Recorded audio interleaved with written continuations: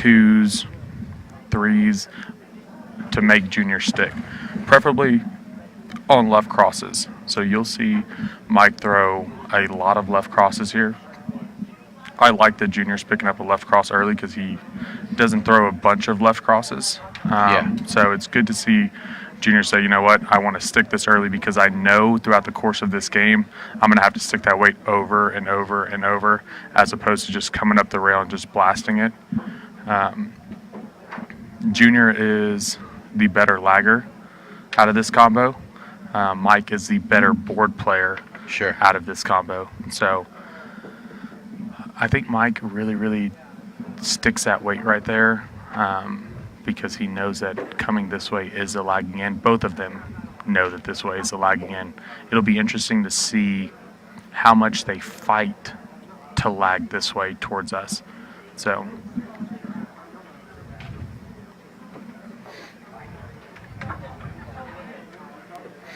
you won't see many short weights thrown by Junior, thrown by Mike. I really would be surprised if you saw a short weight at any point in this game as the score is tight. If it opens up, somebody gets like a 7-1 lead, 6-1 lead. Actually, you still won't see it there because a bump up's in play, stuff like that. So I would be really, really surprised if you see a short weight throughout the course of this match. Okay, yeah. Both these players really like to feel the end of the board, like to board play. Junior knows that Mike is going to throw a bunch of deuces, so he's going to constantly practice throwing twos, seeing lines. So he does not want to stick that way right there. Mike is going to be going in there time and time again. I think that the best go around on this board is this right cross. I think that once you get into a 2, it just buries. But if you get it out into the rail, it stays flat. Yeah, it's going to hang out there a little bit. Which is perfect for a go-around because if you get it in the rail, that means that you can't get in there and come back and stick it. Right. So if you get that thing deep enough, then the angle has to be so much sharper. You're not going to have a big bounce off of the rail. So that was a really nice stick by Junior there. Yeah, and something to think about here for Mike is I'm looking at that weight doesn't look deep enough to stick and roll. He's threading the needle. I think he got in there. Can I get that from over the top? Well, our cameras are on the on the other board there. Yeah, I think that's a deuce. Yeah, he got in there.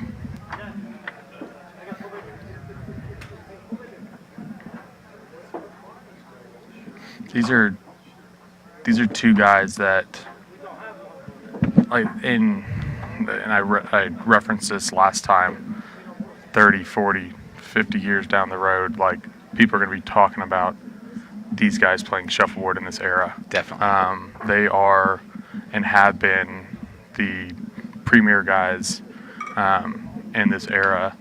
Like, Darrell Nelson and Bill Melton just ate up the, I believe, 70s, 80s, 90s. This is who, whenever I came into the game in 2013, were the two premier players that I looked at. And joining that list, in my opinion, would be, a Billy Melton is right there with him, Roger Holloway. So Mike doesn't mind missing weights early in games as long as he's learning from it, which that should go across the board whenever amateur players are starting to play. Is it's all right to miss weights at 3-2, at 2-2. Go and learn lines. There's no reason to fire weights up rails and just hit weight. I think something that's going to end pretty soon is the mantra of a clean board's a good board. Yeah. With as much action as the younger players are starting to create, it's going to be a thing to where you're going to have to learn how to really stick weights and move weights around and do different stuff. It's not going to be just a hit and lag game. Yeah, I think I agree with you in terms of the evolution of the game and like that. I mean, there's a beauty to finesse play, to board play, to sucking a player in to a mistake or sort of a little bit of trickery, or maybe you lure them into a shot and go around it, or bump your own up, and that whole style of play is. There's a clear line between players like Mike and Junior who don't mind playing games like that, and then maybe some more traditional players such as maybe Bobby Voorhees or Jim Payne who are just so difficult to beat. And you know what I mean? And correct. And so whenever I say that, it's because those guys have played that game for so long, right? So these new players that are coming in that are more aggressive, the older players still have a distinct advantage over what they do. Let's go back to this real quick. So Junior just double stuck. Yep. Mike's weight. So I think this is just a nice cover here for Mike. Mike wants to lag with one here. Nice deep cover. I like that deep cover almost guarantees no double stick. You'll see Junior, who I believe has the best free hand in the game. Like, I don't know another player in the country that's going to throw that shot right there, free hand, and hit that weight. Yeah. I really don't. You're going to see a lot of left spans into the rail, things like that, but that shot right there is pretty sick.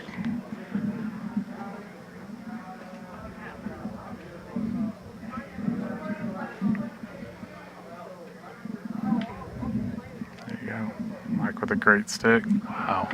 Scores 4 here.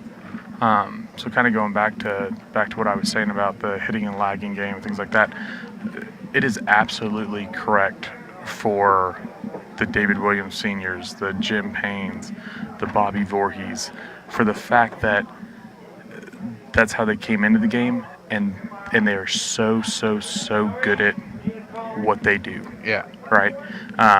But the new players coming into the game, if you think that you're going to come into the game and just be able to hit weights and lag against the guys that are really good finesse players, you're going to have a lot of trouble. Yeah.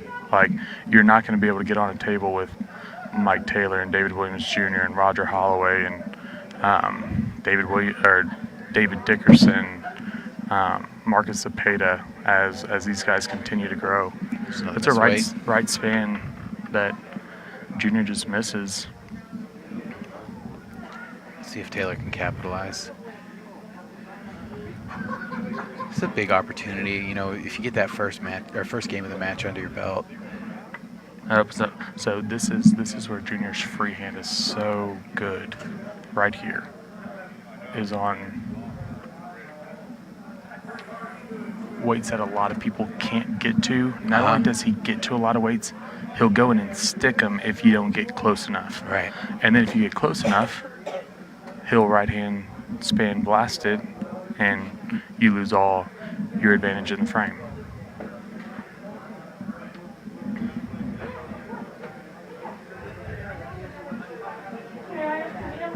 That would have been a much bigger mistake for Mike there if that weight goes off, but I mean, he doesn't like it, but it's all right. That's gonna dump. Tough. That rail right there has been giving everybody trouble, just right there. For the people at home, he's not trying to stick that weight on the rail. He's just lagging. And it just drifted over there? Yeah, that is a straight lag. He is not going after that weight. He's not trying to stick and roll it. He is 1,000% lagging. He gets it going that way, and it just keeps going that way and ends up dumping. But you may look at it and say, man, that was a really bad shot. Or why did he throw a free hand at that? If he's going to stick that weight, why not just throw a right cross? Because he wasn't lagging. I mean, he wasn't throwing at that weight. It seems like this board is just like almost leaning towards the wall a touch. Everything on that rail seems to just not come off. It doesn't. It's not breaking back in the way I think anybody wants it to. No.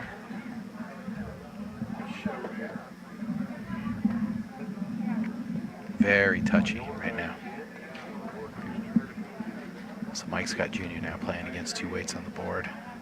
Junior's thinking, looks like he's going to go from the left side of the table, down around. See if he can sneak one back there. Pretty good shot. I think he probably wanted it to fade in a little bit more than it did. I mean, he knows that he can't get around at left cross. He knows that it's 9-4. So I mean, he's trying to get something down there, working, hoping that Mike almost runs into his red weight there. Yep. If he can figure out a way to just bury it a touch more, I think he'll be happy with it. Oh, he's going around the testy side there. Very touchy shot here. And he did it. That's so good. That's so good. Such And a that great is a shot. much better covered shot now. He doesn't love it because it's not a deuce, but he knows that that's a really, really good shot right there.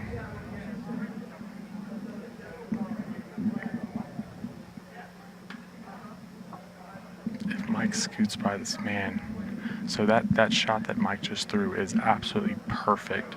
And I mean, this is how good these dudes are. Yeah. It's absolutely perfect if he passes Junior's blue weight right there. Yeah. And doesn't go into a deuce. Uh-huh. Like he's getting one working against Junior's hammer.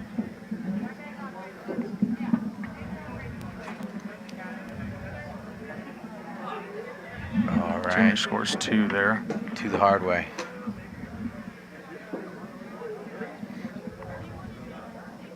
So against a lot of players right here, down 9-6, Junior is going to try to throw a go around. Against Mike, completely changes. Let's go ahead and see if we can possibly steal something here, or hammer change, or maybe he lags a 1.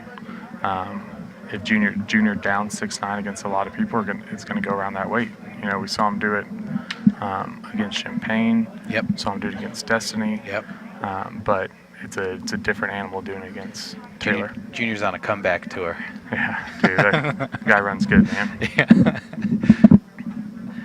Don't mind if I laugh at my own joke there. Dude, that guy, he's had some improbable comebacks so far. Yep.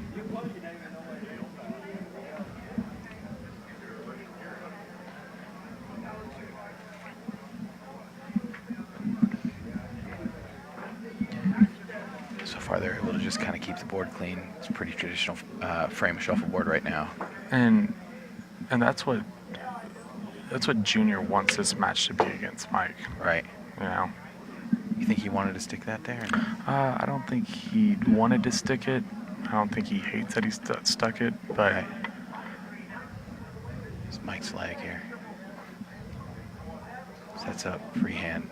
Looks like he's going to his right side of the table.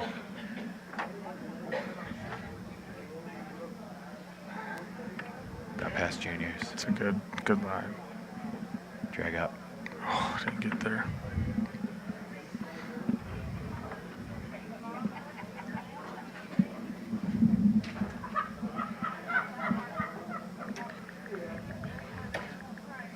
So we're at 10-6 now. And it's going to be Junior's hammer. Yeah, and you'll see, I think Mike's going to do a bit of the same. So short weight. And I was going to say short weight there just for the fact that that's the score calls for that. 10-6. There's really no reason to